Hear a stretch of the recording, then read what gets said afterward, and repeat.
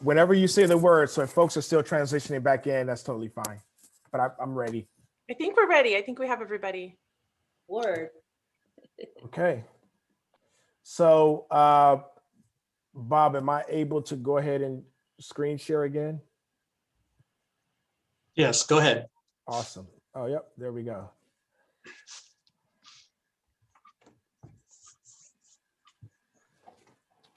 Okay, welcome back, everyone. Are we good on video and audio and all that? I assume we are.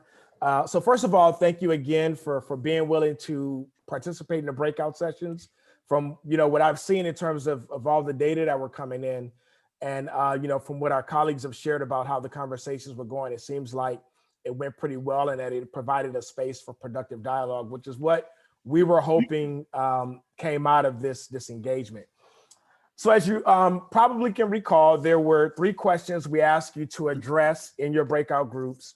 The first was about what was the most insightful lesson learned or concept. The second is what do you need to learn more about? So this is where we're thinking about what do you need, say, from the college, whether it's regarding professional learning or some other resource that could help you, regardless of what your respective roles may be able to help advance equity efforts at the college. And then where do we have the most work to do as a college, and what are our biggest barriers to advancing equity? And so as you were populating the Google Doc, I was monitoring those responses. While it was happening, I was trying to do my best to sort of capture the general themes, salient themes across the questions. It was good. There was a lot of stuff that was coming in. There was seemed to be a lot of synergy, on certain questions, maybe a little bit less so on others, but I think we expected that. But what I'm going to do now is present a summary of responses from each question. Again, this is not, this was not super systematic with how I approached it. It was me capturing what I can capture in the moment and getting it into the slide deck.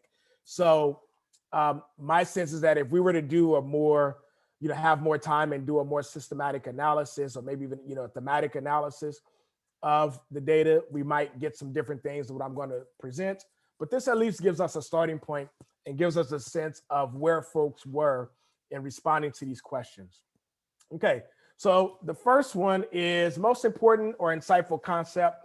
I would say there was quite a bit of synergy here across all the groups. The strategy versus culture concept was one that came up, quite often here, that people really appreciated this because it really kind of helped them understand first and foremost how complex this issue is related to equity, right? And that it sort of made these complexities more transparent and really helped to highlight again how culture often is, is sort of hidden.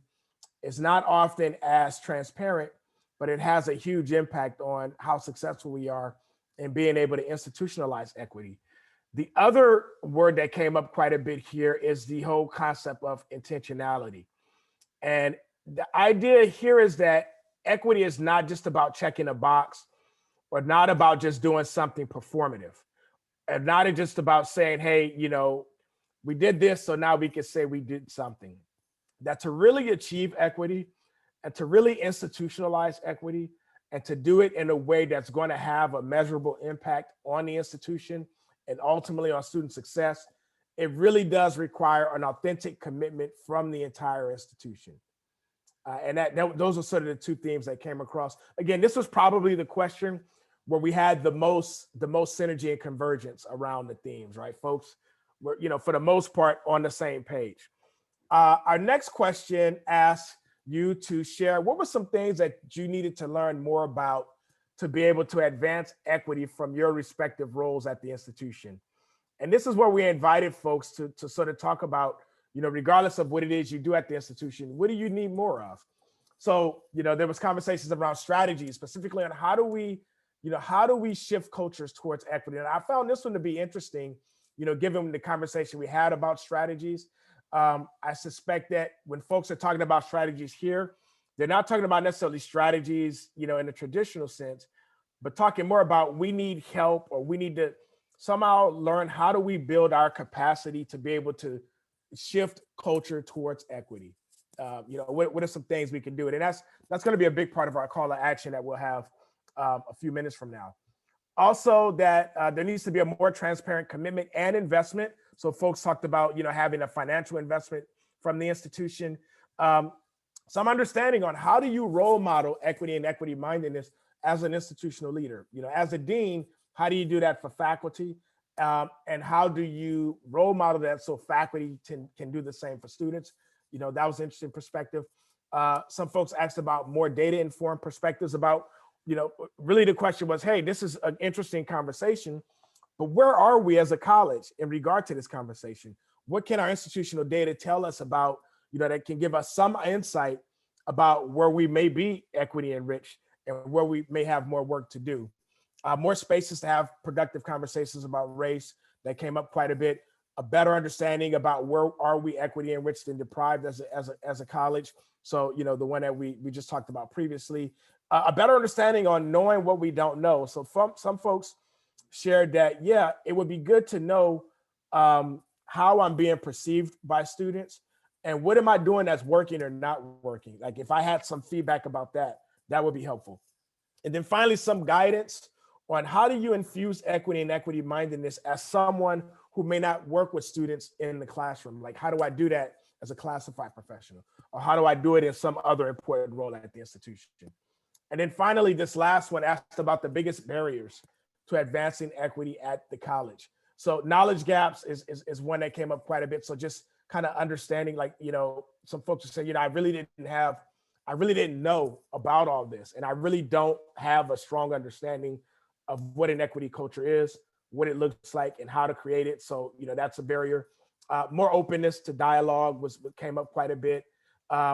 There was some discussion about having to have more equity mindedness and diversity within the campus leadership, cross-departmental and unit collaboration. So sort of, not working in silos as what we traditionally do in education came up as something. Cultural inertia or an overcommitment to the status quo. Like a big barrier is that we don't necessarily want to do the work that we would need to do to shift our culture as a college, and that we might be more committed and more invested in what we have and what we're doing. Obviously, having to do all this remotely creates an added barrier that requires some coordination and intentional work, and really understanding and meeting students' needs. That if we really want to be an equity and rich culture, we have to have a more transparent understanding of what our students need, when they need it, and have some understanding about how do we meet those needs. And so this is great. This is wonderful. This, I wouldn't say that it turned out, exactly as we expected, because we really didn't know what the responses and what the feedback would be. But I can say that this is a perfect segue and a nice transition to the call to action that I've prepared here. And Nicole, remind me, we have until, what time do we have a hard stop here? 12 o'clock. 12 o'clock? Yes. Oh, got it. Okay. So given that we may have some time for dialogue here, but so here's our call to action. So first, we have to commit to being an anti-racist organization. So notice I didn't say that we have to commit to being an organization that kind of doesn't like racism or, rejects racism and that sort of thing. No, being an anti-racist organization means that you, as an organization, take intentional steps and efforts to disrupt systemic oppression and specifically focus on disrupting racism, right? What we traditionally see when it relates to racial equity and racism is that an institution will, maybe they'll have a protocol, or maybe they'll be more responsive to things like, if something racist happens, we'll offer a statement or we'll respond, but we don't do anything to intentionally disrupt that. And so let's talk about what some of those things might look like and what they may mean.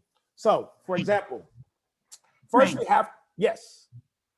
Can we broaden that definition to be anti-discriminatory, including economics and other family situations, not just race?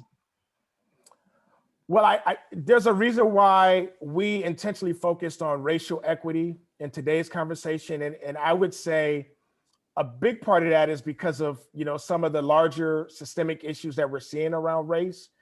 That being said, I think some of the lessons and some of the strategies and things that we'll talk about, that they do have broader implications for systemic oppression in general. And that centers, so we're centering race in the conversation, but it doesn't mean that it's a zero-sum game, that by centering race, that we can't address other forms of systemic oppression. So it's not an either or proposition, but we are intentional in centering race in the conversation because a lot of things that we've talked about earlier, but it doesn't mean that we cannot address or talk about implications for other forms of systemic oppression. And I'd be happy to talk more about that after we've kind of, unpacked the call to action a little bit. And there's some things that you'll see that'll come up that I think are aligned with your perspective. And I'm not sure who asked the question. I didn't see a name come up, so I do apologize for not being able to address you directly by name, but thank you for that. So let's talk about. Thank you too. Thank you. So let's talk about racism and racial inequity. We have to have an understanding of what exactly does it mean, right? And so I'm going to borrow heavily from the work of Dr. Ibram Kendi, who those of you may know, he is the brilliant young scholar that wrote the book, How to Be an Anti-Racist. I know it's gotten a lot more attention and traction in 2020. He wrote it in 2019, and I'm sure it's probably a New York Times bestseller by now. But what Kendi tells us is that racial inequity doesn't just happen, right? Racial inequities occur when we have racist policies, first and foremost, that are justified by racist ideas, right? So racist policies, racist ideas are what give us racial inequities. And so oftentimes we think about policies in very formal ways, such as laws or executive orders or, ed code and things like that. And that's important to do. However, for the purposes of our conversation today, we should think about policies in both formal and informal ways, right? So policies are things that are more formalized, right? But we also have what I would call embedded practices. So things that happen at a college that are not necessarily written down or sanctioned or codified anywhere, but they are embedded in the culture and everyone knows what they are. They're part of the norms of an institution.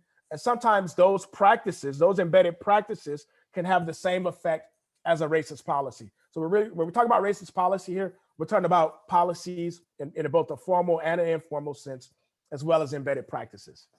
But take a look, let's offer a couple examples here. So we see significant disparities, right, in our education system. We see significant inequities in the accumulation of wealth that comes with owning property. And we see the justice disparities in our justice system, right, which I'm calling here the justice gap. And I'm sharing all of these three as racial inequities that we see that have a profound influence on, our work as educators in many respects. Obviously, the attainment gap one is probably the one that's closest to home, but we also shouldn't ignore these other two, the wealth gap and the justice gap. And I'm going to talk about each of these as we engage in this conversation.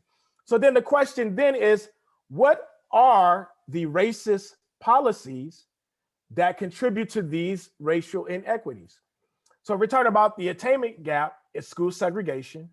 If we're talking about the wealth gap, it's policies like redlining, which I'll explain shortly. And if we're talking about the justice gap, there are things like mass incarceration, which I'll also explain, right?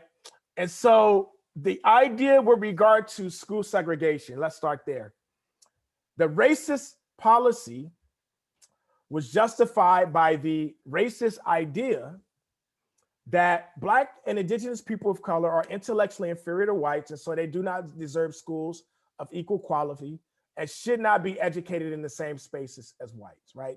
That's the racist idea that justified school segregation that still contributes to the attainment gap that we see today. And by attainment gap, I'm talking about high school graduation rates, even amongst those who graduate from high school and transition to college, those who complete college, and so forth, right? That we see disparities across the entire educational pipeline. And I'm sure some folks are probably thinking, hey, Frank, newsflash. school segregation is no longer a policy or something that we, formally practice in this country. There was this court case that happened in the 1950s that you may have heard of, Frank, called Brown versus the Board of Education. And that, in many ways, that court case, in many ways, eradicated school segregation as a policy. And I would certainly agree with that. But when we think about the patterns that we see in terms of enrollment and how schools are funded, we see significant racial segregation, or we still see segregating practices that are more so de facto school segregation than the segregation that we saw that was practiced by law in the 50s during the Jim Crow era and so forth. And so again, those racist policies were and still continue to be justified in many respects by the racist idea that Black and Indigenous people of color are intellectually inferior to whites. That's the racist idea. Let's talk about the wealth gap, right? And again, I'm not sure who asked the question earlier, but I think this racial inequity might speak to that colleague's question. There was the practice of redlining, and those who may not be familiar with the practice of redlining, it was rooted in the idea that, well, first of all, redlining was the practice of not giving people of color real estate loans, not investing in communities of color from a real estate perspective, or from a land development and community development perspective, making it difficult for people who own homes in communities of color to actually get home insurance and all sorts of things, right? It's all rooted in this practice called redlining. Well, the racist idea there was that Black and Indigenous people of color are not financially responsible, and that an investment in them and an investment in their communities come with significant financial risk. So don't do it. And then we look at mass incarceration, where we know that Black and Indigenous people of color are in many ways very much overrepresented in the criminal justice system, whether you're talking about those who are incarcerated or those who are under some jurisdiction of the criminal justice system, probation, parole, house arrest, etc. And again, right, the racist idea here was that Black and Indigenous people of color are more likely than whites to commit violent crimes. Therefore, we need to have policies that allow law enforcement and law enforcement to police them more aggressively than they would, and sentencing laws that allow judges to incarcerate them for longer periods of time, both of which contribute to mass incarceration. So folks are probably thinking, okay, Frank, this is all fine and good. What does this have to do with us as a community of community college educators? And my response to that is, these are examples of the ways in which we need to really think about institutional policies or departmental practices, right, that contribute to racial inequities or race-based disparities. And so some other things that we might think about when it comes to racial inequity is that it's when two or more racial groups are on relatively equal footing, right? We see in education, right? So sometimes when we think about racial inequity, there's some things that are obvious that we look at, right? So we can look at graduation rates, we can look at course success rates, transfer rates. We can look at to what degree do certain groups of students report having employment in their field of study and so forth. But we also have to think about things that might be more difficult to measure, things that are not as transparent as some of the things that we traditionally measure when looking at equity gaps and equity issues. And three examples of those are: to what degree does a student experience a sense of belonging in our institution, right? Do they feel like they belong there? Do the educators who they engage with and interact with make them feel like they belong there? Or welcomeness to engage, right? One thing that we often hear from students in some of our qualitative work is that, I don't really want to bother the professor. I don't really want to go to office hours. I need help, but I don't really want to ask the question because I don't want to, quote unquote, bother the educator, right? And so one of the things that we know from our work that we have to do to really help to advance racial equity is to do a better job of letting students know that their engagement is welcomed, both inside of the class and outside of the class. And institutional receptivity is the concept that, does the institution reflect my salient identities in a positive way, right? So if I'm Latino student or Latinx student, right? Do I have access to Latinx faculty, right? Do I see positive representations of myself in the curriculum and so forth? And so these are conversations that we need to have about racial equity that we typically don't have, right? And let me give, to sort of provide some more transparent examples of these are some quotes that I pulled from students who's participated in some of our focus groups over the years. Welcomeness to engage. Here's what a student shared before, right? Obviously, none of these come from Citrus College, right? We've never done any assessment work at Citrus College. And of course, I'm not going to I would never identify the institutions where these come from, but I will say this, nothing that I'm going to share in the next two slides, this one and next one, if it wasn't something that was salient, and if it wasn't something that we didn't hear consistently in our work, I wouldn't share it. But here's what we have. Welcomeness to engage, right? The guy that helps at the financial aid counter is a problem. You go and ask for help, and he acts like you're bothering him, and you should know all the stuff you're asking about. He just has a way of making you feel stupid and like you don't belong here, right? And this is a perspective that we hear often from our students of color that tell us that, I'm afraid to go to that office. I'm afraid to ask for help. I want to go to tutoring, but I don't go because I don't really feel like my presence and the request that I'm making is actually welcome. I don't want to bother anybody, right? And that's something that we have to think about. Well, what are the practices, whether they're formal practices or more informal practices that leads to students feeling this way? Institutional receptivity, quote, this college is cool for the most part. I really like it here, but I really wish there were more Latino people. I've been here for 3 years, never had a Latino professor, not one. There was this Latino counselor I used to work with, but I don't know what happened to him. I went to make an appointment one day and the lady at the front desk said he didn't work here anymore. And some folks may be wondering, why is it so important for Latino students to have a Latino professor, right? I'm African-American, or I'm white, or I'm Asian. Are you saying that I can't effectively teach Latino students? And absolutely not, right? All faculty can teach all students. However, two things are important. The first is that we know that representation matters, and the research tells us that representation matters when it comes to creating a sense of belonging and a sense of welcomeness to students, for students, that who's in front of the classroom and who's on the other side of the counter, that they need to see representation of themselves. Doesn't mean that everybody needs to be reflect their identities, but they need to see some of it, right? That has a positive influence on the ethos of the campus from that student's perspective, how they experience it, and on their success in some very measurable ways. But there's another key point here, is that you don't have to share the identity of your students, of all your students, right? It's impossible to do that. But you have to have some understanding and appreciation for their salient identities, right? So you have to understand what it is, and you have to be able to work with and engage students through the lens of their salient identities, which means, there's some intentional work we have to do to really get to know students and to really, learn things about students that have nothing to do with the fact that they're a student at Citrus College. Learning their names, learning about the things that interest them, asking about their academic strengths, asking about their past experiences in English or in math or in science, right? All of these are important information, important points that really help us to be able to create authentic relationships with students that are grounded in what we call trust, mutual respect, and authentic care. And it is reflected in institutional receptivity. Next relates to a sense of belonging.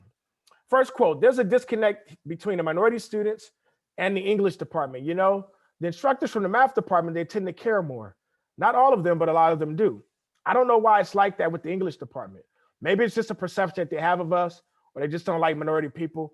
I just guess it is what it is. So students are very clear and can recognize when they're in an equity enriched or an equity deprived culture, as we would call it. And so a big part of our work is making sure when we talk about racial equity and we talk about committing to being an anti-racist organization, and when we talk about making sure that we're creating an equity enriched culture, we certainly don't want to create an equity deprived culture, create an equity enriched culture. A big part of that is understanding how are students experiencing it. What are students saying about it or not saying about it? And then the last one, as a Black guy, people always look at you like this threat on campus, especially at night. And I always get that vibe, that energy, like, whoa, I'm scared of you. I'm like, why are you afraid of me? I'm just walking by, not doing anything. It's that constant vibe that's always present. And so in a lot of the work that we do, we also focus quite a bit on racial microaggressions, which actually, a shameless plug for the workshop. I'm going to actually do a workshop today in the afternoon on racial microaggressions. And I know, you have a lot of great options to choose from, and I certainly don't want to discourage you from doing that. But if anyone wants to learn more about racial microaggressions, what they are, and how do they impact students' experiences and success, then I encourage you to come and check it out. But these are the things that we have to pay attention to when it comes to racial equity and when it comes to being an anti-racist, making a commitment to being an anti-racist organization. Some other things that we have to do is conducting a comprehensive audit of all policies and practices with the goal of identifying those that create and sustain inequity. What are the things that, policies that we take for granted, things that we may not have ever thought about, things that no one has ever recognized or questioned? To what degree do they bring us closer to racial equity, or do they keep us further away from racial equity? Like, how do we do that? And then making sure we have consistent and transparent campus leadership on coming up with a strategy to recruit, hire, and retain faculty and staff of color, if this is a goal. Setting racial equity goals at the program, department, and division level. I find that colleges tend to do a pretty good job when it comes to setting equity goals at the institutional level. We don't often see the same level of intentionality and the same approach when it comes to programs, divisions, and department. And so really thinking about how do we do a better job of that?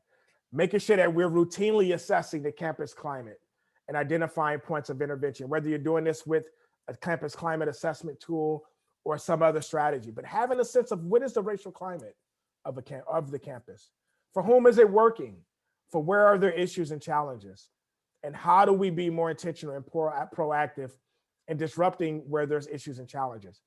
And then making sure you have good strategies for dealing with issues of bias and discrimination. I think historically, institutions have had policies in place that really have more of a compliance focus and less of a focus of really, sort of getting to the root cause of these issues and really doing it in a way that promotes healing and transparency and making sure that folks can feel like they have the advocacy and support that they need in order to work through these issues and still continue to have a thriving career, as a colleague, as an educator at the institution, or as a student.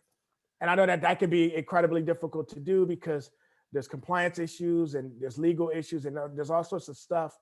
Sometimes there's union and collective bargaining implications for this. But I think if we really are committed to being an anti-racist organization, these are some of the things that there's some longstanding policies and practices that we really have to commit to at least questioning and having a conversation about and asking ourselves, to what degree do they allow inequity, racial inequity, to exist and persist? And then making sure that we're again, doing a great job of designing ongoing and high impact professional development for all faculty and staff, right? If today is the first and the last time you have a conversation and you get some guidance and some opportunity to build your capacity around racial equity, then I think that's problematic. And it doesn't always have to be an institution-wide effort. There could also be responsibility taken within a division and within a department to also make sure that these same conversations are happening, at every level of the institution. And it's not just about what the president does, right? It's not just about what the vice presidents do. Everyone has a responsibility regardless of what your job description entails, right? We all have a responsibility to bringing about racial equity, but also helping the organization commit to being an anti-racist organization. Next, in our call to action, is to acknowledge the history and legacy of racism at the institution. I know sometimes people get like, why does he keep saying racism, right? Why can't he use a word that's a little bit, easier to digest, right? And I use the word racism intentionally, not to say that, you so-and-so or this person's racist or that person's racist, but to really understand the hidden and often hegemonic effects of systemic oppression and systemic racism. That's our big challenge. It's understanding that a lot of our institutions, certainly my institution, right, San Diego State and others that might be older, that a lot of our institutions were not necessarily designed for the participation of Black and Indigenous people of color, either as students or as employees. And so there were some things that occurred in the very early origins of the institution that were intentionally designed and constructed to advance white supremacy and to make sure that people who didn't look a certain way or come from a certain background or had a certain experience could participate. And so even though we have moved away, right, from a lot of the formal policies that may have been established in the early origins of the institution that allowed that to happen, there's still some traces of it. There's still some elements of it. And in some ways, it's still in the DNA of the institution, right? And so some things that we can do, if we are authentically committed to being an anti-racist institution and to really bringing about and achieving racial equity and justice, if we're authentically committed to it, then one of the first things we have to do is to have a transparent reconciliation of the ways in which racism or white supremacy is at the core of the institution's history and legacy. So for example, we might need to identify and think about, how were people of color used as labor and capital to build and fund the institution, right? It also might entail identifying racist institutional policies and practices that denied access to the institution for Black and Indigenous people of color, or maybe sustained certain racialized practices that, might still be sustained today, maybe for different reasons, but are still with us today. Institutions might find it valuable to convene a task force to lead this effort, right? If so, making sure you have a broad group of stakeholders, faculty and staff and students, and maybe community members, or someone with some sort of expertise in history or archival research would be very important in this respect, right? Someone that can really help to say, hey, what was going on in the 1960s or the 50s or whenever the institution was founded? What was happening at the time, right? What are some things that were going on that still have an impact on who we are and what we do as an institution today?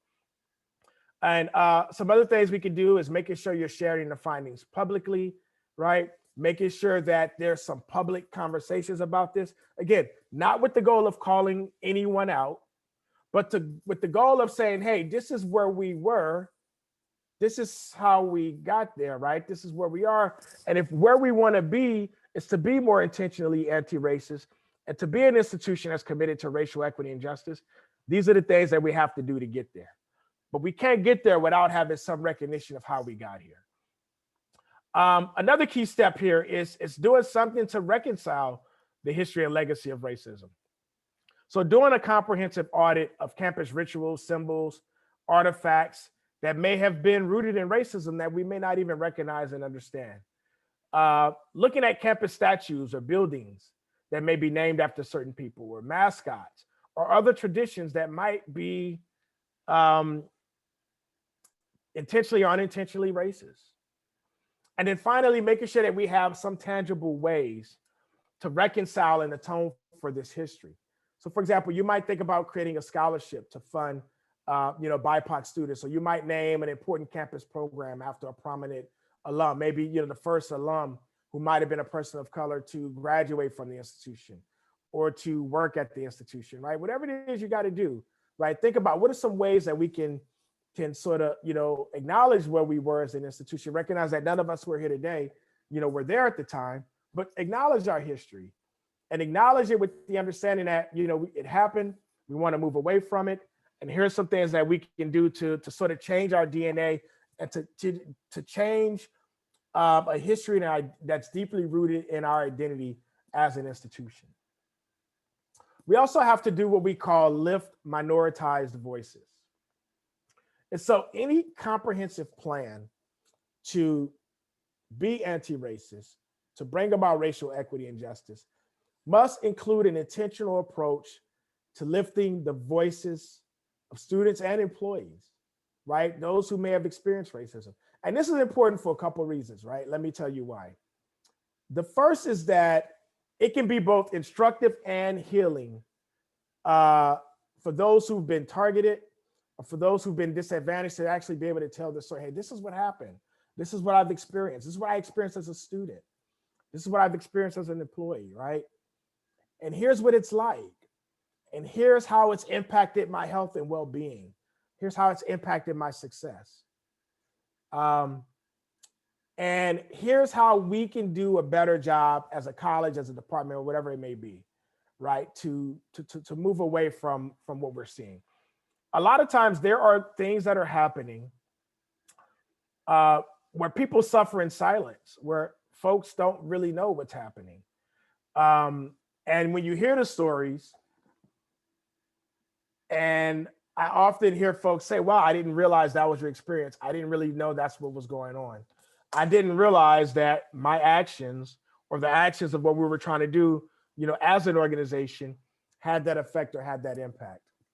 It's also to make sure that if we're engaged in this type of inquiry, that we don't just conveniently get the students or get folks who are easy to access. Making sure that we're taking an intersectional approach to this, that we're intentionally exploring the intersection of race, ethnicity with other identities and salient lived experiences, like making sure you're reaching out to students who are parents or adult learners or student athletes or students with disabilities or students who may have been justice impacted students, veterans, right? Understanding, like, what does the community of people, so if we're talking about, Black folk, for example, right? What is, what are the range of identities that are represented in our Black population at our college? And how do we make sure we intentionally tap into these identities? Last 2 points here in this regard is it's very important to believe what folks tell you. So far too often, and I've seen it, an institution will engage in this type of inquiry and they don't leverage the findings because they don't like what they hear, or there's an effort to discredit them. And one of the worst things you can do, or you can experience, right, as a person who may have been, marginalized in some way, that tells their story and share what they've experienced, is to be heard that what you experienced is incorrect and wrong. You misunderstood it. You're being overly sensitive, right? That can, in many ways, re-traumatize a person. And so it's very important that we believe what folks tell us, and that, again, we engage in some sort of public conversation about how do we take what we've learned and how do we grow from it, and how do we build who we are as an institution based on what we're learning and what we're finding. If you're going to be using external consultants in this effort, making sure that their contract includes presentations to students and to the board and to faculty and staff, to the community, to any stakeholders that you think need to be a part of this conversation. Now we have to get into things like data practices. And part of what we have to do is to make sure that we're consistently disaggregating student success data to reveal hidden patterns of inequity. I have found that institutions, for the most part, typically have more data than they have capacity and space to actually make sense of it and to make it actionable, to be able to do something with it. And so, part of what we have to do is work with our colleagues in institutional research to make sure that we not only have the data, the right data that we need, but that those data are presented in a way where the patterns can be more transparently recognized. And that we also have the spaces to engage in some sort of dialogue and collective sense making with colleagues to be able to figure out, well, what are these data telling us? How do we make sense of it? And of course, how do we strategize and do something about it? And so as a starting point, I want to offer one example of how we can do this. So what you see here is a framework called the Equity Scorecard. And it comes from the work of Dr. Stella Ben Simon, who I referenced. Well, I guess it's been a couple hours now, maybe not that long, but a long time earlier in my address, right? And this was the professor who is largely credited with giving us the concept of equity mindedness. Well, one of the things that she recognized fairly early on is that one of the biggest barriers to equity is when we don't have the data that we need disaggregated on a regular basis to be able to make sense of the inequities that exist, to recognize them and make sense of them. And so she proposed this framework called the equity scorecard. And essentially what the equity scorecard does is it gives institutions some guidance about the type of data that they can collect and examine on a regular basis in the areas of access, retention, campus effort, and excellence. And again, these indicators here are just a snapshot of things that you can do, right? It's not, it doesn't say you only can stick to these, doesn't say that, you can't bring in and collect your own. But the idea here is to sort of figure out what are the data that's going to be important for us, and what are the data that are aligned with other important institutional processes. Like, what are some things that we need to know from a student success perspective that can help inform our efforts in strategic planning or master planning, or inform our guided pathways work, or whatever it may be. And so the other point is this, however, is that it's not enough to just look at the data. What's probably most important is that you engage in critical dialogue and sense making with colleagues about the data. And so what you see here might be what what it would look like if you're looking at it from an institutional level. But there are certainly data that can be collected at a division and a department level that also might fall within these four perspectives that might be more salient, it might be more important in that context. The other thing is this, as it relates to data, is that when we're setting equity goals, we have to make sure that we're setting goals that are going to actually close equity gaps. I cannot tell you how many times I've worked with a college. They've done a good job of, hey, we see who our disproportionately impacted students are, right? We got, we know to what degree and in what areas are disproportionately impacted. And then they stop short of setting goals that actually can close the equity gaps, right? And so I think part of that is sometimes we lack the framework for understanding how do equity goals work. And so the two strategies that I see that I think are used most often that don't get us to where we need to be is strategy one, which is the rising tide strategy. And this is where our equity efforts improve success rates for all groups, but actually fail to close equity gaps. So where we say, wow, we're doing really good, right? Our rates have increased for all our students, which is wonderful, but we still have these same disparities between, say, students of color and white students, or other disproportionately impacted groups. The other issue I see is when we take a zero-sum approach. And this is when our equity efforts improve success rates, say, for the lowest performing groups, but they do so at the expense of decreasing success rates for the highest performing groups. And so remember, we always want to have a do no harm perspective, a do no harm, approach to everything that we're doing here. So we need to be able to set equity goals that close our equity gaps without doing harm to groups that are situated at the top, right? And in the next 2 slides from now, I'm going to actually talk about some things that we can do with regard to how we measure disproportionate impact that could be helpful in this regard. What we do, however, want to do is we want to have equity, we want to set equity goals that give us a strategic rise, right? And this is where our equity efforts reduce or eliminate equity gaps for the lowest performing groups while keeping the ones at the top constant. Or the win-win strategy is where we, our equity efforts reduce or eliminate equity gaps for the lowest performing groups while simultaneously increasing the rates for all groups, right? Which is, that's the ideal situation.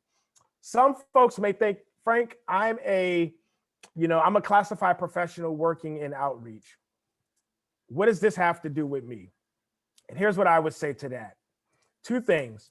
First, we need to make sure that we're broadening the participation of folks who get to be involved in these conversations about setting equity gaps and measuring disproportionate impact, right? This is not just something that should be happening in privileged spaces and privileged pockets, right? We need to have a more inclusive approach to this, because guess what? The classified professional who's working in outreach and who has a responsibility for helping to recruit and transition students from the local high schools, for example, to Citrus College, they need to understand all this as well.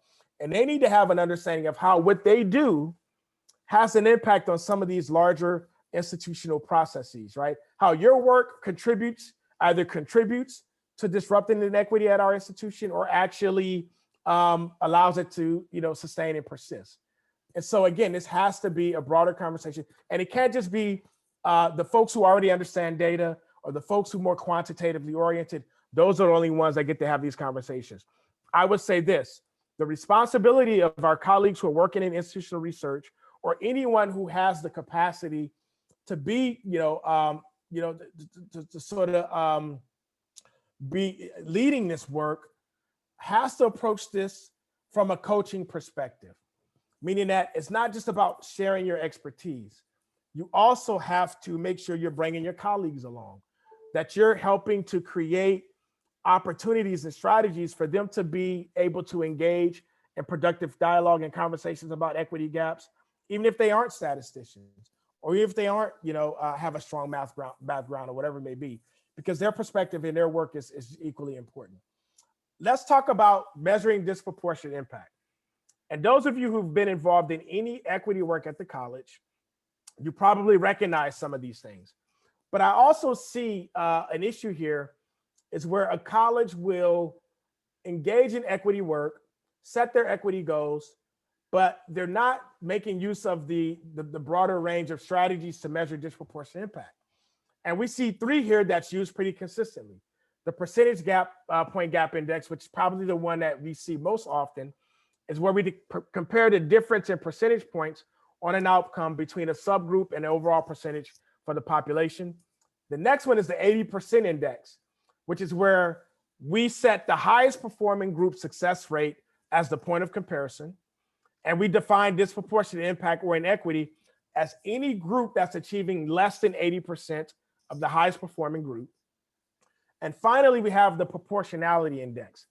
And this is where we measure disproportionate impact by comparing the subgroup's proportion in the population to those who actually achieve the outcome to their population and those who achieve the outcome. So for example, we are 25% Latinx students at our college, and 25% of the students who transferred this year were also Latinx, right? That would be a proportionality comparison.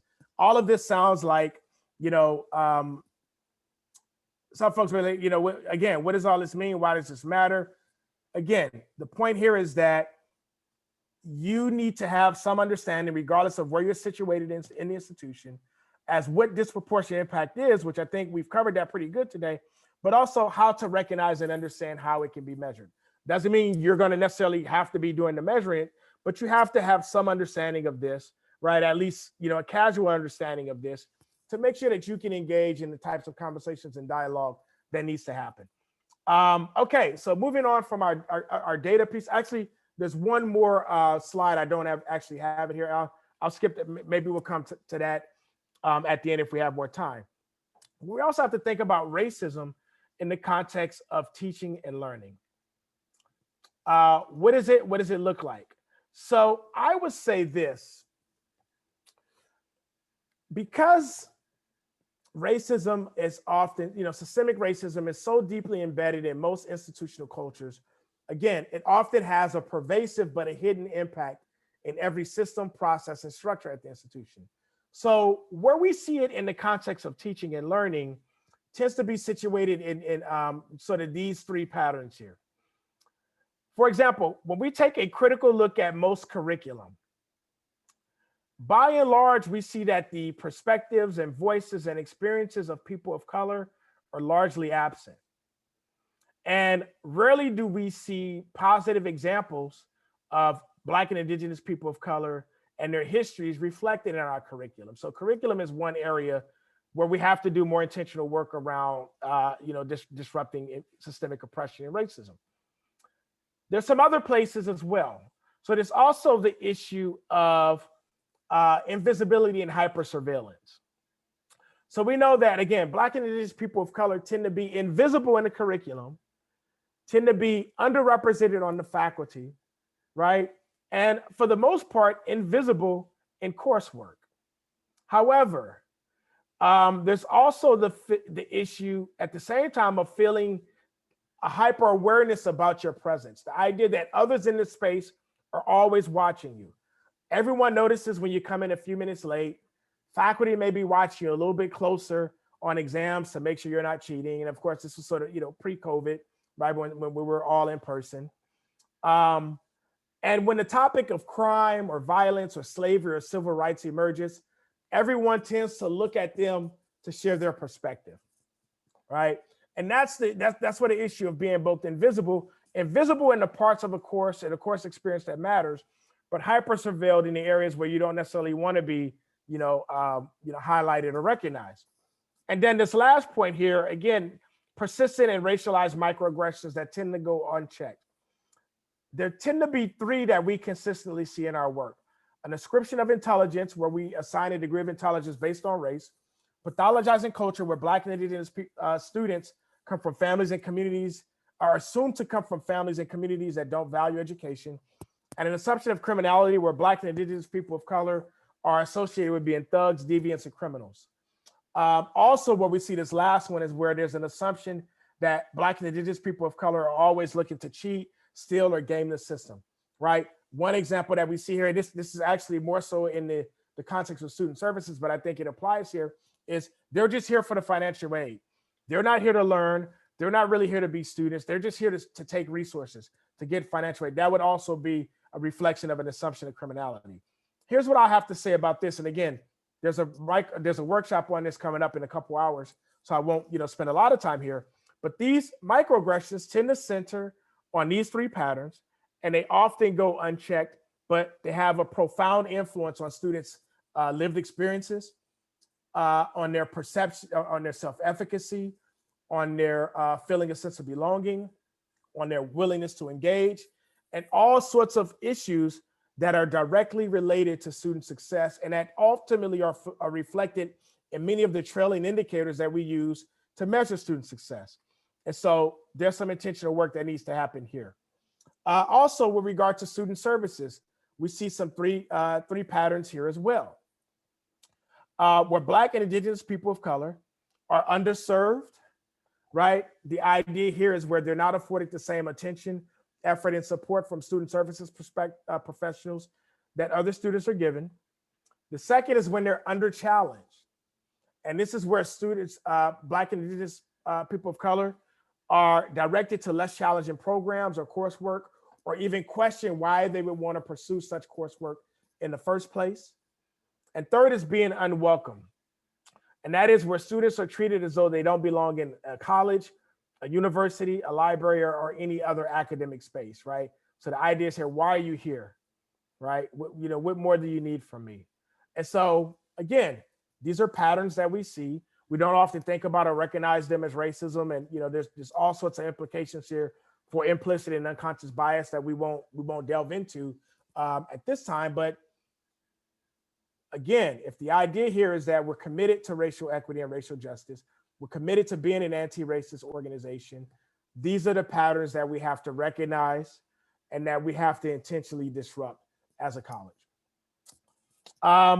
Next is to, and this is our last one here, is to make sure that we are devising a comprehensive strategy to address racism. I want to spend a little bit of time on this one. Right now, what we've seen, and I would say where we really started to see this is when George Floyd was tragically murdered. And then we saw some elements of it, shortly after the insurrection.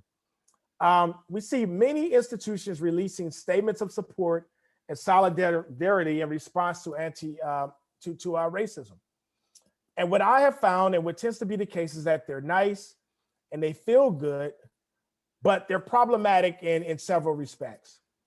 First, they typically are completely devoid of any concrete actions that will be taken by the institution to address racism. And another trend that we see is that institutions say that they're going to host listening sessions and they're going to host healing circles, but they really don't address how systemic racism is playing out within the institution. So you have this external event. Hey, we are, as an institution, we hate to see what we saw happen to Mr. Floyd, and that as an institution, we transparently stand against racism, systemic oppression, and so forth. And that's about it, right? And in order to respond to this, we're going to be hosting a series of listening sessions or healing circles for Black and Indigenous people of color, or for students to come together and sort of, support each other and so forth. But nothing about, hey, this is what we're going to do as an institution around making sure that we can address what may be happening within our institution, that although it doesn't look like, unfortunately, we didn't have the issue that we have at with George Floyd, but we have other issues that are certainly connected to systemic oppression and racism, right? And here are the things that we're going to do to address it, right? Here's how we're going to intentionally address systemic racism in the curriculum, or maybe in our hiring practices, or maybe in student services, or whatever it may be, right? That's where a lot of these statements become more symbolic and more performative, but they really don't talk about anything meaningful.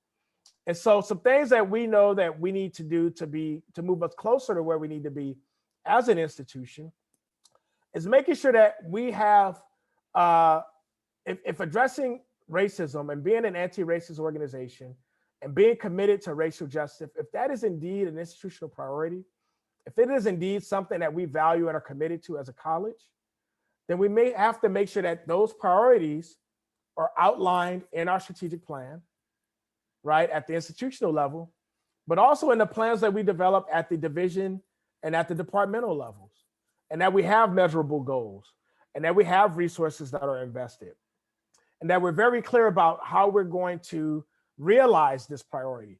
And it's not just something that's in a plan, but it really is something that guides our work and what we do, everything that we do as an institution or as a program, as a department. And if being an anti-racist organization is indeed a commitment, then it needs to be reflected in our mission statements, right? We need to see it, right? We need to see the commitment to it. We can't just say that it is and don't see any evidence of it in who we are and what we do. And then finally, this last one is more institutional, but we need to make sure that institutional leaders, specifically the governing board, that they're involved in this conversation, or they at least know what's going on. Because let me tell you what I see. Far too often, the governing board tends to be removed from the real on the ground issues that are taking place at an institution. And I know sometimes, I know governing boards represent pockets of, well, first of all, I know that colleges tend to serve a very broad and diverse set of communities, and that all of those communities don't look and feel the same when it comes to racial equity, and that some community, that it may be more of a priority and more of a value in some communities than it is in other communities, and that governing board members tend to reflect those values and priorities. And so you may have governing board members that may be on completely opposite ends of the spectrum as it relates to this, and that maybe you have little control over that, right, from your perspective as an educator. But we should think about, hey, how do we keep the governing board at least informed on what's happening, right? How do we make sure that they're somewhat engaged? Can we have, make sure that addressing campus racism and any actions that we commit to doing as an institution, that's a standing agenda item, and that we make sure we at least do a report so that they know what's going on. And that when a governing board member is up for re-election, that we advocate for members who reflect our values and reflect our priorities as a college. And that we have special governing board meetings that allow us to do some professional development, and that allow us to do some intentional work to educate them on what it is we're doing and why this is important and how they can better support us as a governing board, right? Those are things that we have to do, that we have to make sure we do. Also, what you don't see here, and I would say this is one that I want to leave you with, and I want you all to think about, is how do we make sure we don't just have goals, that we don't just say, hey, we have a plan, we have a strategic plan, we have an equity plan, and we have 5 or so goals that talk about racial equity. Our goal is to do this 1, 2, 3, 4, 5 things. Those are our goals. But we have to make sure that those goals, that every goal has concrete action steps. So for example, if our goal is to improve the racial representation or the diversity and equity of our faculty and staff, then what are the 5 things we need to do in the next 3 to 5 years that's going to allow us to do that? Everything from how we recruit to what do our job descriptions look like, and do they reflect our equity goals? And how do we form search committees? Who's on it? And how do we engage folks once they come to campus? And how do we make sure that we're using equity-minded assessments to assess the status of candidacies, both in the first round and the second round and subsequent rounds? And for each action step, what other institutional processes is this action step aligned with? What resources will we need? What data will we need to inform what we're doing in this action step? Who are the other key stakeholders that need to be involved? And think about stakeholders as anyone that could make things happen, or anyone that can throw, that can be a barrier to achieving this goal, right? What resources will we need, right? These are all the things we have to think about when it comes to making sure that we have a comprehensive strategy to do this. Because it's not enough to just say, hey, we need to do this. It's not enough to just say, hey, we have, a plan that's written out.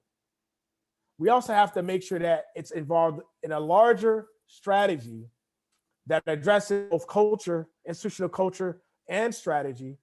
And that also accounts for the range of perspectives that we are likely to encounter as it relates to racial equity. Where's our choir? Where's our allies? Where do we have resistance? Where are folks oblivious? Where's our defiant, right? And so there's a lot that has to happen here. And so with that, I know we were slated to end by noon. I don't know if it's okay with my colleagues here, but I would be happy to entertain a few questions with at least some of the time we have available. I know that that's not a part of our original plan, and I do want to respect if we would prefer not to do that.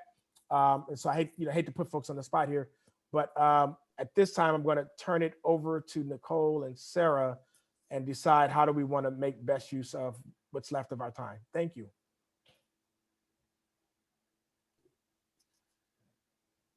I think entertaining questions is a great idea. I'm glad that we have time to do that. And I know that this is a lot of really, really important information. And it might even be an opportunity also for people to, kind of stand up, take a little break. But I also definitely want to make space for both of those things, but not to miss anything either, because I know that the conversation and dialogue is key. So I'm open to that. I don't know if Nicole or Nikawana, if anybody else has any thoughts on that. I think questions are a good idea. I'm sure many folks have questions. It's not often we have someone who can field these questions, so it's great to take advantage.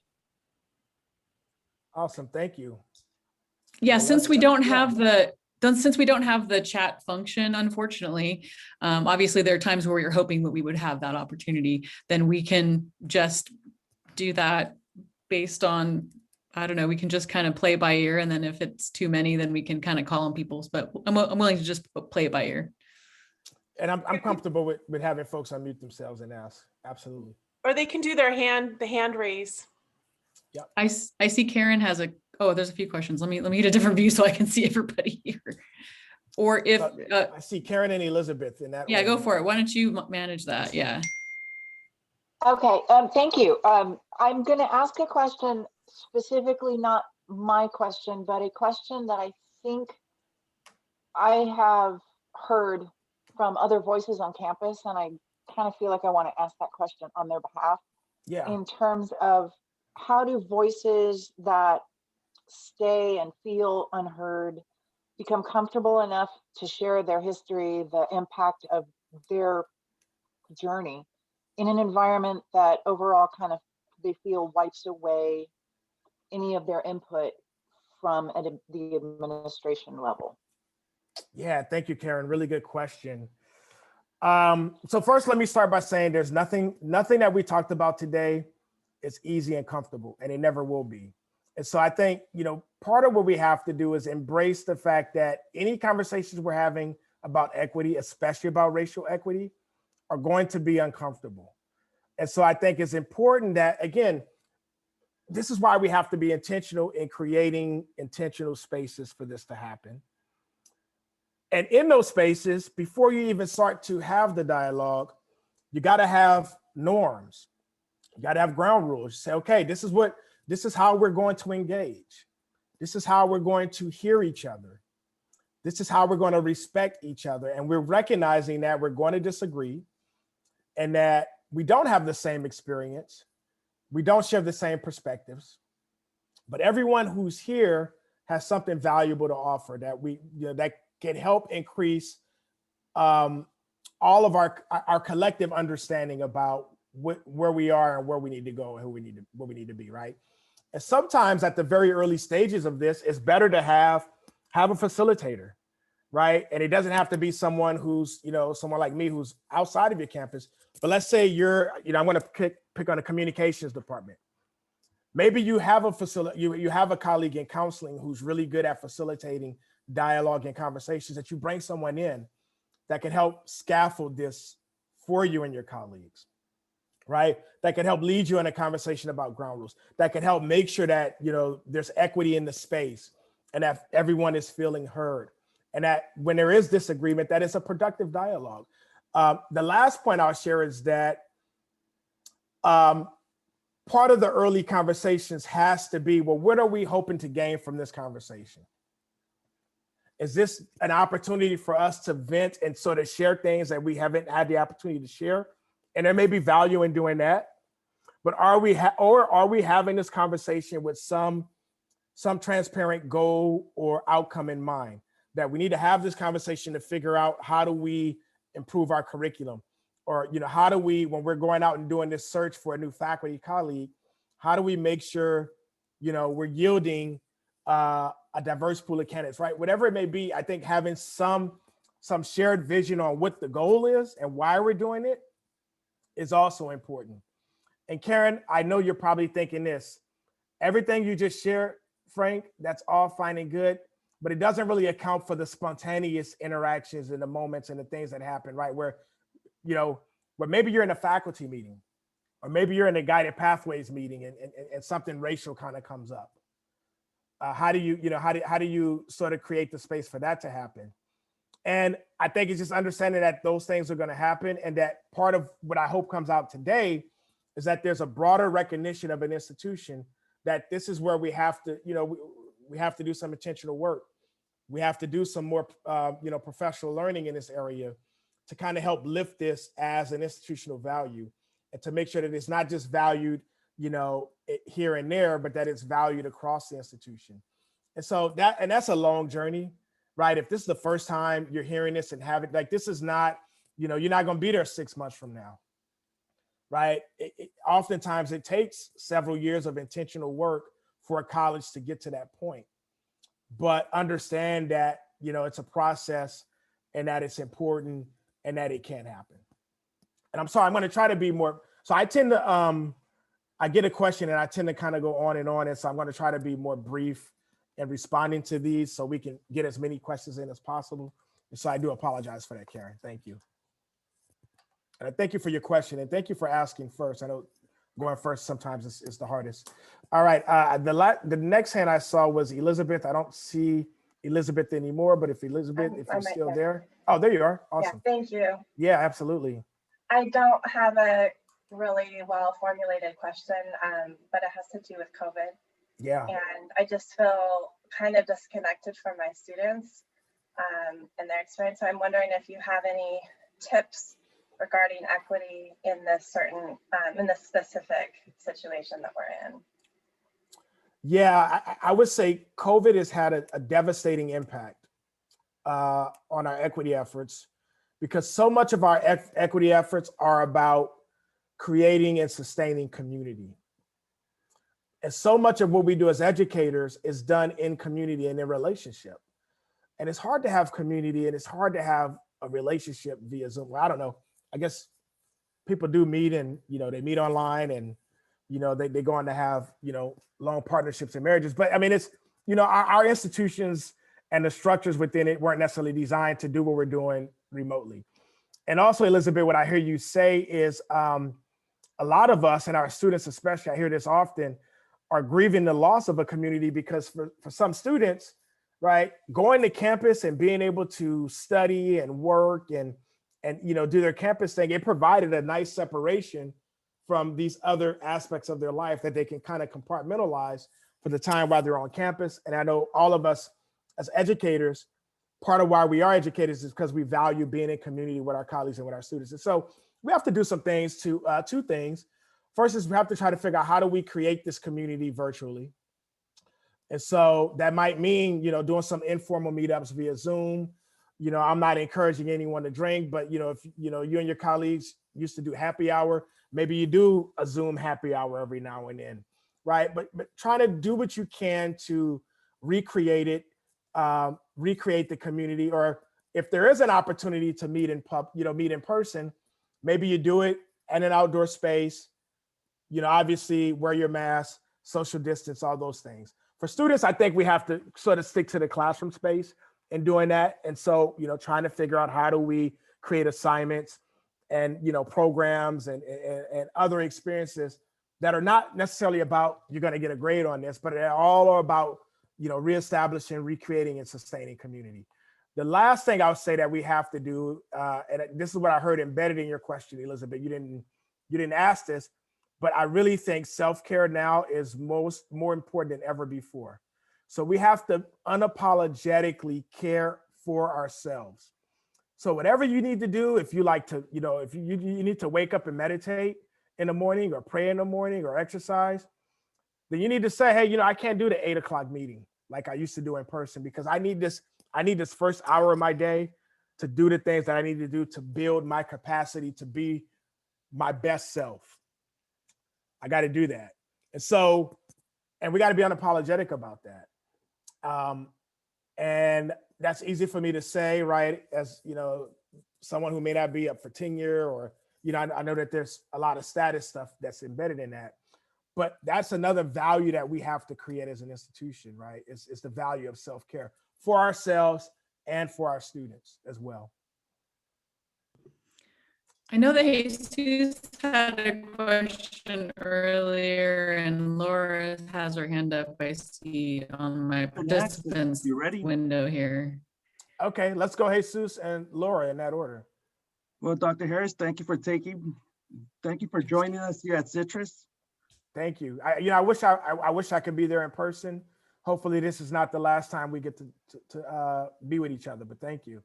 I feel privileged that I actually worked with you at Rio Hondo through the Rio Teaching and Learning Institute with Dr.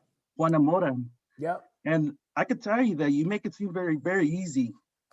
I've tried really, really hard not to miss the mark. And one of the things that I've done since then is I've created group office hours to try to build those connections, to have genuine talk with our students. And I've been feeding them content after content and trying to empower them. But where I think I went wrong is with what Dr. Victor Rios talks about, emotional support. That emotional support is more critical than, I would say, the content that I kept feeding my students in group office hours. You see, I intentionally scheduled myself in such a way where I would stay in the classroom and have a higher math class, work with the lower math class, and I would purposely exit the room to see if there was any synergy for the students to carry on the trajectory of success that they're on. But I was too focused on content. So what suggestions do you have to balance content, genuine support, and more importantly, that emotional support that's needed by our BIPOC population? Yeah, wonderful question. So I don't want to, I think you described it as a mistake. I wouldn't necessarily describe it as a mistake. I think the way you approach it is with a lot of faculty. It's what I tried to do, a year ago when we had to make this transition online, is say, okay, I'm gonna take everything that we used to do in person and jam it into an online class, right? And I think what you recognize, Jesus, is that right now, it's not just about, so the relationship building, the validation, the intentional work that you do to create a sense of belonging, all of that is actually probably, those things are precursors or preconditions to students learning. They always have been, but they really are right now. And so taking those early, first few days of a class, of a semester, and really, working hard to really hit the creating a community and letting students know you're invested in their success and helping them build community with each other. You might have to trade off a little bit of content in order to make sure you do that, because that could be the difference between some students staying and not staying. And so when you do that work early on, you create some safety nets later that could help you, make sure that the student doesn't fall through the cracks. And so I think the balance is important. I just talked about it needing to happen in the very early phases of a semester, but I also think it could happen in the very early phases of each class session as well, that you're intentionally doing some things that focus on, the non-cognitive, right? The socio-emotional component, which is, by the way, that's a key component of learning. We don't think about it, right? We assume that, hey, if we're not on the whiteboard, working problems on the whiteboard, that we're not teaching, and that's not contributing to student learning. But these other issues that we talked about, right? That is as important, and in many ways a precondition to the work that we're gonna, do on the whiteboard. And so it's a trade-off, but we shouldn't necessarily see it as, a trade-off that we're losing something. We're really gaining something that can be just as important in sustaining students throughout the session. I like that, because the reality is I recorded a lot of my lessons, and throughout the pandemic, all I've been doing was pure content, and more content. And I was visually absent from our learning space. This was their professor. And I just kept writing and writing, and I kept thinking, I'm missing the mark. And the missing the mark is I wasn't able to be there emotionally for the students that had, quite frankly, fear in their eyes. Yeah. And the fear that I saw with our students was that the pandemic is real and their concerns weren't being addressed. And I could tell you that emotional imbalance that I have, because it wasn't a mistake, it was a learning moment. Yeah. And I truly believe that learning moment, there's just a balance. And I don't understand too much of chemistry, but here's where you come in to strike that balance between that emotional support and empowering students, right? Well, one thing we know, I'll say this, and then we'll let Laura ask her question. But we tend to think about teaching in a very transactional way, right? I'm the professor, I got all the content and information.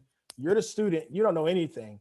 And so your job as the student is to listen to everything that I say, write it down, and that I'm the only one that has authority or information, and I'm the only one that's allowed to contribute to learning in this space. And we got to think about it as much more of a relational process where we can both, sometimes I'm the teacher, but sometimes I have to be a learner, and I have to yield and allow my students to assume the role of teacher as well, right? And there's all sorts of things that's embedded in that as well. But yeah, I think it does mean we have to kind of reconceptualize and broaden our perspective of what teaching and learning is. Laura. Thank you. Yep. Dr. Harris, glad to have you. Thank you. Thank Love you. the representation. I'm jealous of San Diego State University. You're great. I just want to share that as you speak about the BIPOC population, I identify with that population. And that's the journey that I've been on. The space that Faculty Learning Institute has created today, thank you for that. It's a brave space. I want to share that I've joined the Diversity, Equity, and Inclusion Task Force. I'm a member. So Good. I'm committed to modeling. I really think it's important. We have students on that task force. And I want to model, in learning that I am an educator. I'm a counselor within the Counseling Advisement Center. And I'm of the educator perspective where I have to check in with myself. I have to make sure, the taxonomy that you shared earlier. Am I being part of the choir? Am I being an ally? Am I being a resistor? Am I being defiant? Just because I'm BIPOC, doesn't mean I'm not, I'm always in the choir. I'm not always in the choir. I have my own stereotypes. I have my own prejudices, but I have to take responsibility. And I want you to know that I am taking responsibility in doing that. But it's not always easy, because I've been at Citrus for 25 years, and there's not always that space when I can feel safe or brave, like today's space, and I hope that that's available, not just within my counseling advisement center, because our dean does a wonderful job and our colleagues do a wonderful job and classified staff do a wonderful job in creating that space, but outside of my space, outside of the counseling advisement center, as a BIPOC part of that BIPOC population, sometimes I don't feel brave and I don't feel safe to be expressive like I'm expressing today, because I don't know if I'm going to be judged. I don't know if when I'm in a certain committee meeting, a certain talking about certain policy, if I even say one thing about equity or equity mindedness, did I just say a bad word? And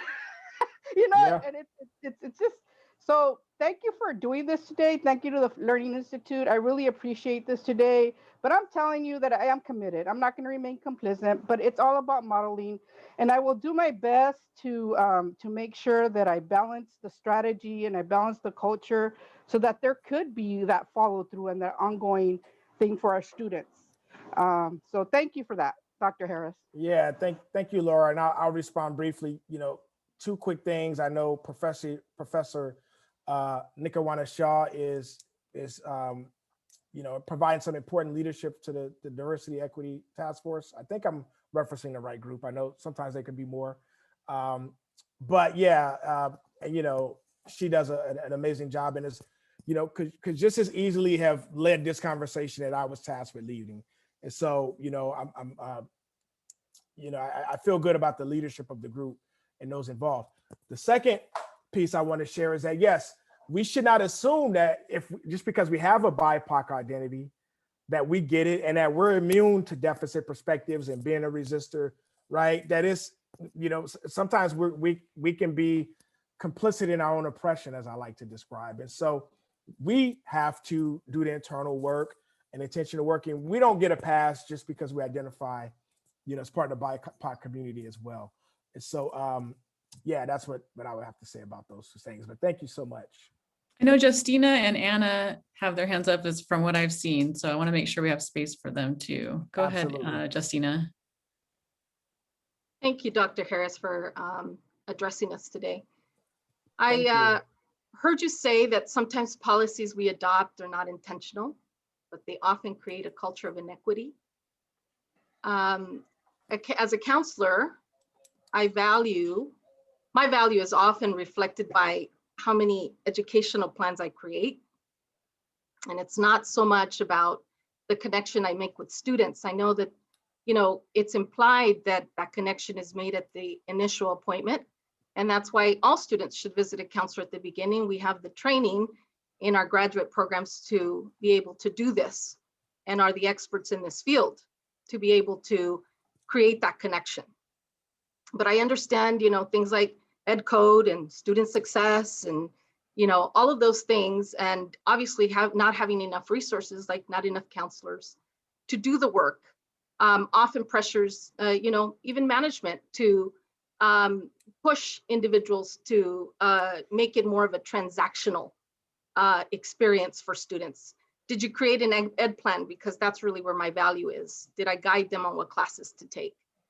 But I think, as you said, especially with creating equity for students, really helping us create authentic relationships to show authentic care and understanding and a sense of belonging to these students.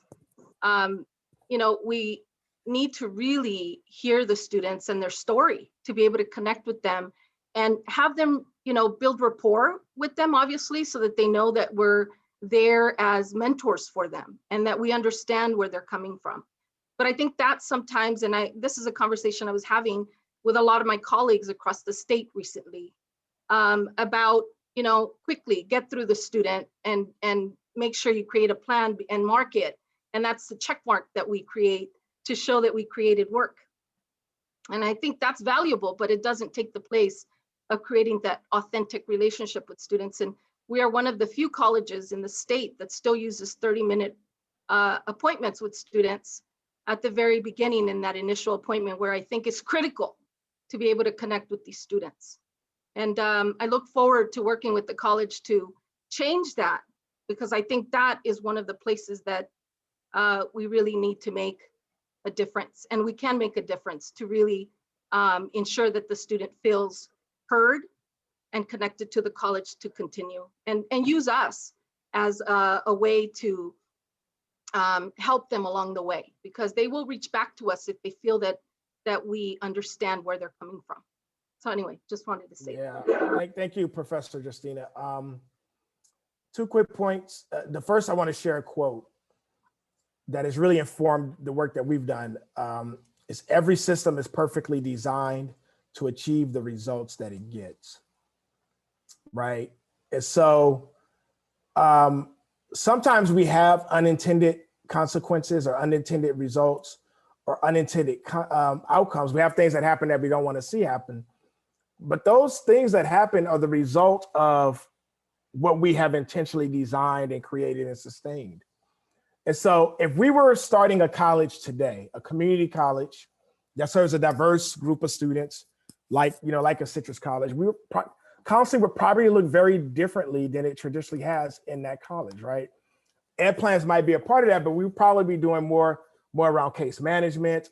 And, there's a lot, it would look very differently. And so I think, again, when I talked earlier about identifying policies and practices that sustain inequity, that's sort of what I'm getting at, is figuring out what are those policies and practices, and where do we have some agency and some latitude as a college or as a department to change it in a way that will disrupt these inequitable patterns that we see.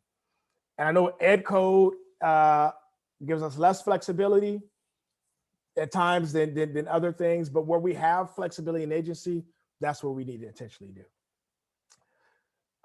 Thank you. Anna is the hand that I see next. And I probably could do at least 1 or 2 more. So also want to invite folks to ask if there are any other lingering questions. Go for it, Anna.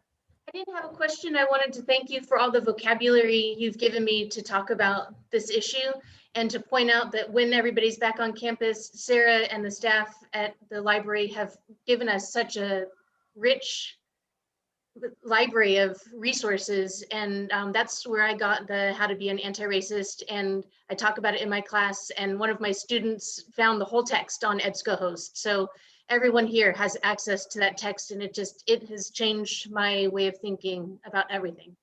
Oh, thank you. Thank you so much, Anna. Yeah, and I think, creating communities of practice. So, getting faculty together, or, getting folks together who have some overlap in responsibilities, perhaps, and sharing resources and sharing ideas. I mean, that's really what moves the needle on this culture change work. But thank you, I appreciate you. Any others for the good of the order?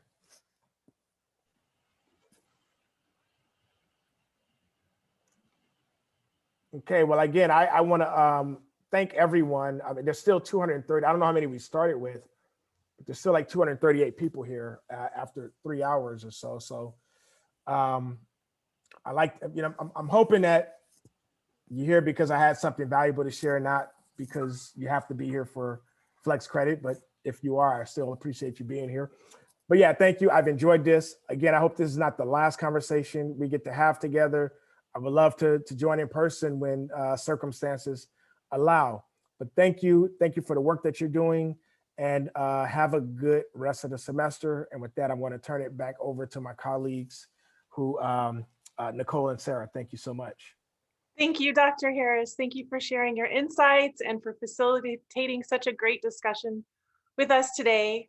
We will have a lunch break until 1, and we'll return back to the same Zoom link for a COVID-19 update and college response from Dr. Shauna Bigby and Dr. Robert Stanis. So enjoy your lunch. We'll see you back here at 1 o'clock, and then we'll do the breakout sessions, the afternoon sessions afterwards.